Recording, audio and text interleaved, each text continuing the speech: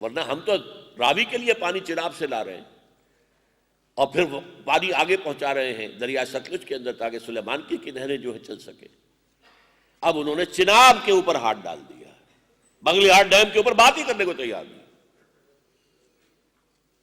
اور سب سے بڑی بات یہ ہے کہ آپ گئے ہیں ورلڈ بینک کے پاس، انہوں نے بھی کہہ دیا ہمارے پاس فیصلہ کرنے کی کوئی صلاحیت تو نہیں ہے، اختیار نہیں ہے.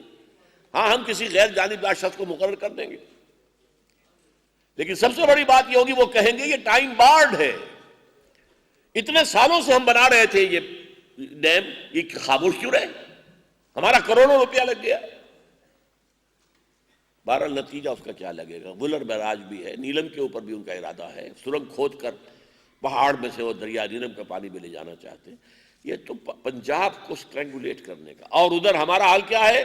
ڈیم ہم بنا نہیں سکتے. سندھیوں کا دعویٰ سندھ ہمارا ہے، سندھ کا کوئی پانی پنجاب کو نہیں دیا جائے گا. تم نے اپنے 3 دریا بیچ کھائے، اب تو یہ سندھ تو ہے ہی ہمارا، تمہارا کوئی حق ہی نہیں. یہ ہے حالات، یہ ہے حالات سوائے اللہ کی مدد کے. اور اب جو دباؤ آئے گا، اب جو آئے گا جلدی آئے گا، آپ کے ایٹمک پر معاملات پر بھی آئے گا. ابھی ایک صاحب مجھے بتا رہے تھے کہ نیوز ویک کے جو کور کے اوپر جو اس دفعہ آیا ہے ڈاکٹر عبد القدیر صاحب کی تصویر، اور وہ جو مرچنٹ آف وینس کی بجائے کچھ اور لفظ انہوں نے اس پہ لکھا ہے.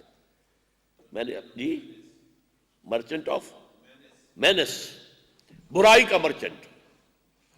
بہرحال یہ دباؤ آنے ہیں، ان میں اگر اللہ کی مدد نہیں آئی تو یہ بلکنائز ہو جائے گا، یا صرف آپ کو جھک کر نیپال کی حیثیت اختیار کرنی پڑے گی، یا ڈائریکٹ انڈیا ٹیک اوور کرے گا. آپ کے جو ایٹمک اثاثہ جات وہ امریکہ یا تباہ کرے گا یا لے جائے گا. You can not be trusted. تمہارا شیر جو تھا عبد القدیر، اس کا تو یہ مقدمہ ہے ہمارے پاس، یہ دیکھ لو تمہارا ہیرو.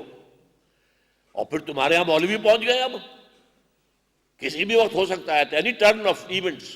اگر ان کے ہاتھ میں طاقت آ گئی تو وہ تو فنڈامنٹلسٹ کے پاس پہنچ جائیں گے. یہ ہینڈ دیم اوور ٹو اس. یا تم ہمارے ساتھ ہو یا ہمارے خلاف ہو، چلو طے کرو.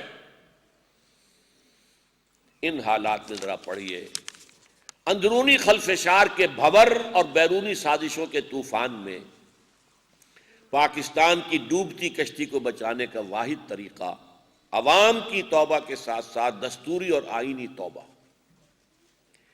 پاکستان کے ارباب بست و کشاد جان لیں کہ پاکستان کی بقا اور استحکام اور ملک میں قومی یکجہتی کی بحالی سب سے اہم یہ ہے. قومی یکجہتی جو اب ختم ہو چکی ہے، اب قومیتوں میں تقسیم ہو گئے ہیں، صوبائیت کے اندر تقسیم ہو گئے ہیں.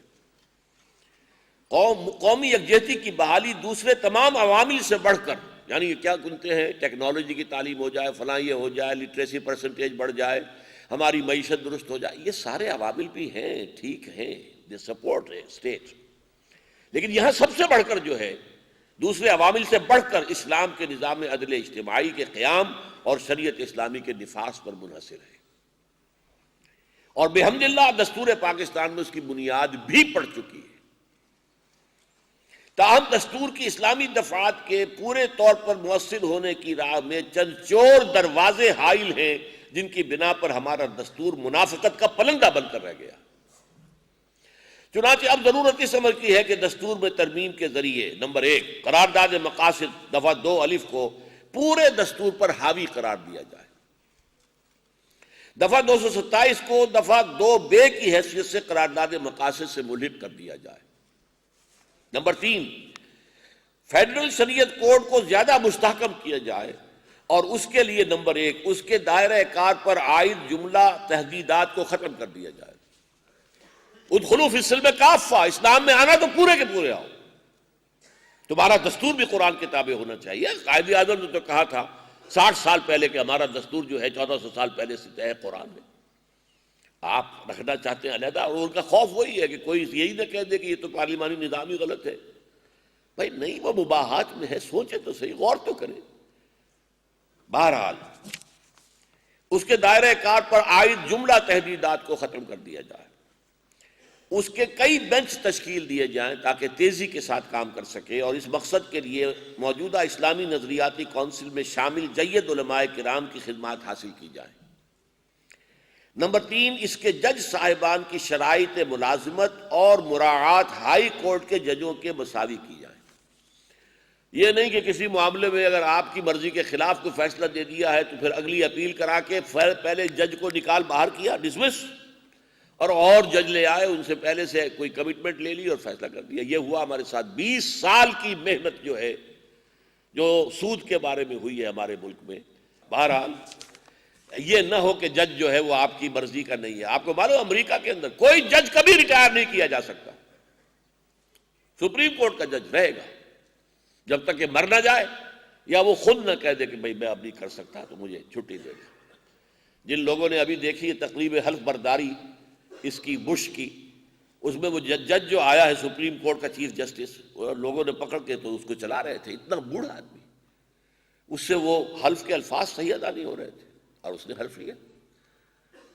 He cannot be retired unless he himself resigns۔ ہمارے ہاں کیا ہوا؟ تقی عثمانی صاحب کو نکال باہر کیا، جاؤ، اور 2 اور آدمی لے آئے گئے، جن میں سے ایک کے تو عالم دین ہونے کے بارے میں کوئی بھی گواہی نہیں دے گا۔ بہرحال یہ تیسری بات، تاکہ اسلامی نظام کے قیام اور شریعت کے نفاذ کا عمل ہموار اور تدریجی طریقے پر آگے بڑھ سکے۔ واضح رہے کہ اس وقت پاکستان کے وجود کو جو داخلی اور خارجی خدشات لاحق ہیں، ان کے لیے ہمیں اللہ کی شدید ضرورت ہے، اللہ کی مدد کی شدید ضرورت ہے، اور انشاءاللہ العزیز پاکستان کے عوام کی انفرادی توبہ کے ساتھ ساتھ، جس کے لیے تحریک خلافت پاکستان اور تنظیم اسلامی کوشاں ہیں، اس دستوری اور آئینی توبہ کے نتیجے میں اللہ تعالیٰ کی تائید و نصرت لازماً ہمارے شامل حال ہو جائے گی۔ اس امر کی ارجنسی کے پیش نظر اس مقصد کے لیے ایک دستوری ترمیم کا بل بھی پیش خدمت ہے، تاکہ پاکستان کے قانون ساز اداروں میں شامل کوئی جماعت یا کوئی دردمند فرد اسے لے کر کھڑا ہو جائے، اور بقیہ سب لوگوں کو اللہ اس کی تائید کی توفیق عطا فرما دے، اور اس طرح ملت اسلامیہ پاکستان پر سے حضرت یونس علیہ السلام کی قوم کے مانند عذاب الہی کے بادل چھٹ جائیں۔ یہ ہم نے اس پورے جو مطالبات اس میں آئے ہیں ان کو خالص جو کانسٹیٹیوشنل لینگویج ہوتی ہے، لیگل لینگویج، اس کے اندر یہ دستور کے اندر ترمیم کا bill, national assembly bill number 18 of 2005۔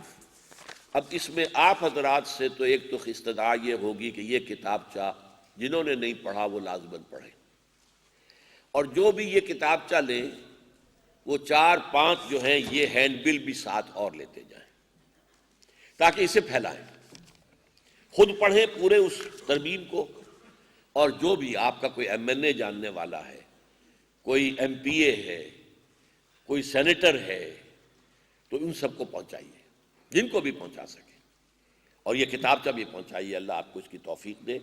اور میری جو تھی کراچی کی جمعے کی تقریر، اس کا کیسٹ بھی پہنچائیے، آپ کو ہمت دے اللہ۔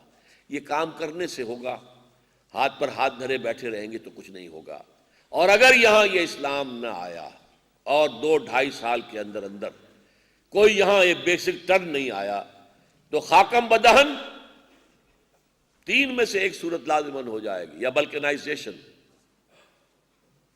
ایک کتاب 1992 میں لکھی گئی امریکہ میں، اور لکھنے والا مسلمان ابو المعالی سید، بہار کا پیدا شدہ، جو پھر گیا ایسٹ پاکستان اور پھر وہاں سے ویسٹ پاکستان آیا اور پھر امریکہ وغیرہ گیا۔ اس نے کتاب لکھی ہے ٹوین ایرا آف پاکستان، اور اس نے پیشن گوئی کی ہے، اللہ نہ کرے کہ وہ پوری ہو، 2006 میں پاکستان کے 8 ٹکڑے ہو چکے ہیں، اور سب سے خوشحال اور متمدن اور ترقی یافتہ علاقہ آزاد بلوچستان ہوگا۔ اب آپ دیکھ لیجئے کدھر حالات کا رخ جا رہا ہے، اور کب سے یہ سوچ جو ہے یہ ہڈیا میں پک رہی ہے۔ اب جو سامنے آ گیا معاملہ، یہ تو یوں سمجھیے کہ ٹپ آف دی آئس برگ ہے، ابھی اس کے پیچھے کیا کچھ ہے اس کا اندازہ آپ نہیں کر سکتے۔ تو اس حوالے سے واقعہ یہ ہے کہ یہ کام کرنے سے ہوگا، اور آپ لوگ بھی اس کے اندر تعاون کا ہاتھ بڑھائیں گے تو ہوگا۔ اقول قولی ھذا واستغفر اللہ لی ولکم ولسائر المسلمین والمسلمات۔